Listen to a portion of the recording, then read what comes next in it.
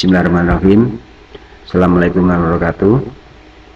Alhamdulillah kita bisa melanjutkan tutorial penulisan makalah ilmiah kita. Pada kali ini saya akan menjelaskan tentang bagaimana penerapan kaidah penulisan ilmiah secara konsep yang saya jelaskan sebelumnya ke dalam bentuk praktek penerapan di tulisannya. Jadi biasanya proses pemeriksaan kaidah-kaidah penulisan ini kita lakukan di samping ketika menulis juga setelah nge-review semua keseluruhannya. Jadi kita lihat aspek sistematiknya, kemudian aliran setiap ide, setiap bagian, kemudian keterkaitan antar bagian dan keterpaduannya, termasuk juga aspek kemudian keterbacaan oleh pembaca. Baiklah, kita mulai dari bagian introduction. Saya sudah tandain bagian warna kuning, kemudian biru, hijau. Ini memperlihatkan sistematiknya, struktur penulisan secara umum bagian introduction, mulai dari latar belakang, permasalahan, tujuan, sasaran. Jadi di sini tujuan, sasaran, metodologi, kemudian harapan dan pertanyaan penelitian kalau ada, dan sistematika penulisan dari paper. Jadi sistematika kelihatan. Di aspek kohesif, aspek mengalir kita bisa lihat dari kalimat terakhir setiap paragraf. Contoh di bagian latar belakang dan permasalahan, saya declare in respect to the phenomena in influence study, specifically using e-commerce customer perception in the country may still indispensable to be done. Jadi selain menegaskan pentingnya penelitian kita, jadi memperlihatkan signifikansi dari riset kita, kalimat ini juga mengkaitkan bagian latar belakang, permasalahan, dan pentingnya penelitian ini dilakukan. Baru kemudian di bagian tujuan dan sasaran, saya pikir seperti itu.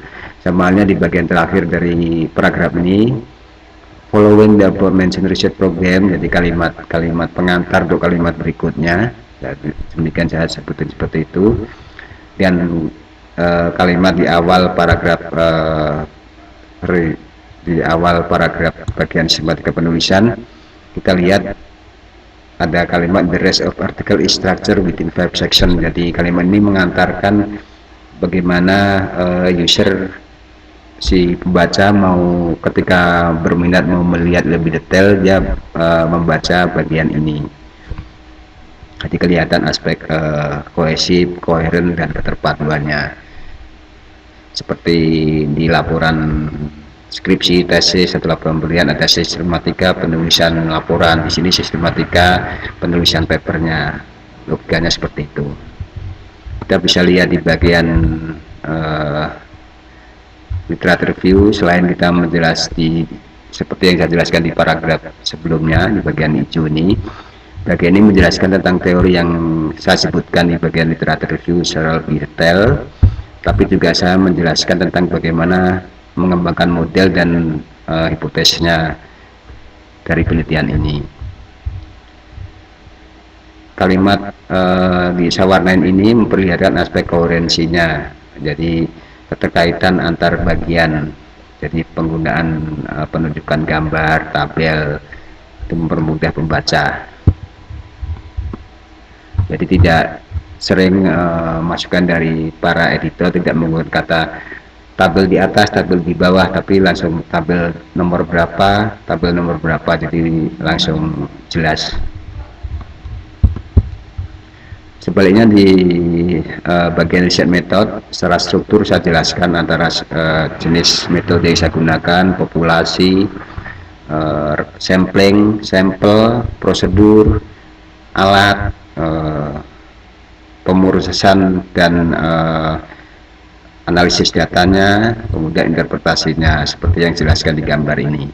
Jadi kelihatan aspek sistematik, kohesif, koherennya, dan keterpaduannya terlihat. Jadi bagian ini memperlihatkan proses penelitian yang saya lakukan. Jadi si pembaca insya Allah lebih jelas ketika saya masukkan gambar-gambar di samping melalui penjelasan secara struktur kalimat per kalimat seperti itu. Di bagian research and discussion, struktur penulisan hasil sesuai dengan apa yang saya jelaskan di bagian research method. Saya ada bagi 2, 4.1, descriptive analysis dan inference analysis di bagian 4.2 nanti. Tabel 2 menunjukkan jadi aspek koherensinya terlihat. Kemudian seperti yang disebutkan di awal bahwa penelitian ini dilakukan dalam rangka menjawab 2 pertanyaan. Jadi ada di sini saya sebutkan in the context of the first question. Jadi untuk menjawab pertanyaan pertama, nah, seperti itu. Jadi kelihatan keterkaitan antar bagian di bagian hasil dan bagian pendahuluan. Sebaliknya berikutnya, dari setiap bagian paper itu ada penjelasan yang merangkum isinya. Jadi kata ada in short, in brief, in summary. Jadi ini menjelaskan tentang deskriptif analisisnya, hasil analisisnya. Kemudian di bagian inferensial, di bagian 4.2 ada bagian pertama, kedua, saya jelaskan struktur dan aliran penjelasan itu bisa terlihat. Secondnya, jadi seperti itu.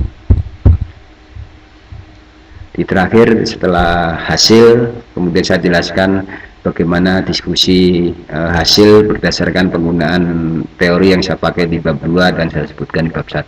Jadi the bab mentioned list 3 saya kalimat deklarasinya 3 poin yang menjadi highlighted yang saya perhatikan terkait dengan aspek yang saya teliti.